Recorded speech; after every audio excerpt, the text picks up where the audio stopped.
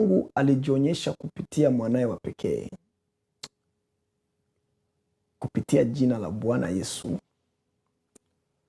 Yesu alivaa utumwa kwa asilimia, lakini wewe huyo huyo unamwabudu Yesu. Je, unamwabudu mtumwa? Unamwomba Yesu akusaidie? Je, unamwomba mtumwa akusaidie? Jibu ni hapana. Tunamwomba Yesu, tunamwabudu Yesu ni kwa sababu tunaelewa utumwa wake na unyenyekevu wake ulikuwa kwa ajili ya kutufundisha na kwa ajili ya kutuonyesha upendo wa dhati.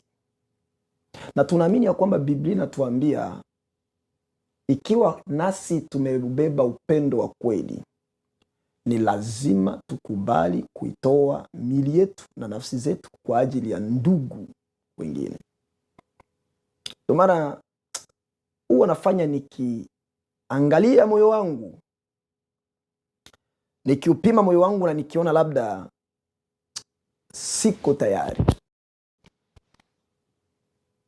au hauko kwa asilimia ya kwamba hauko kwa asilimia kujitoa katika kifo na mauti ya Bwana.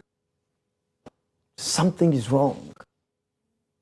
Kitu hakiko sawa. Bado sijaenea, bado sijakamilika.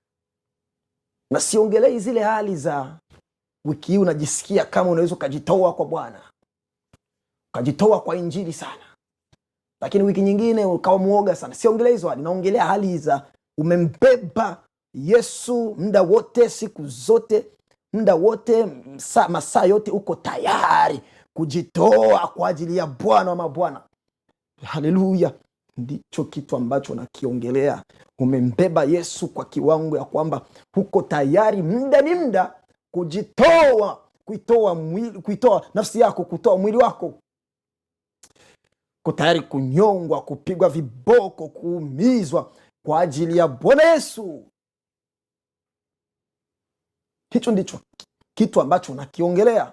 Kwa hiyo siongelei kuhusu imani ndogo ndogo ya siku moja, ya wiki moja, ya sekunde, ya kwamba leo kajisikia kujitoa kabisa lakini kesho kaupoteza nguvu. Hapana, naongelea kila siku uko tayari kujitoa kwa ajili ya Bwana.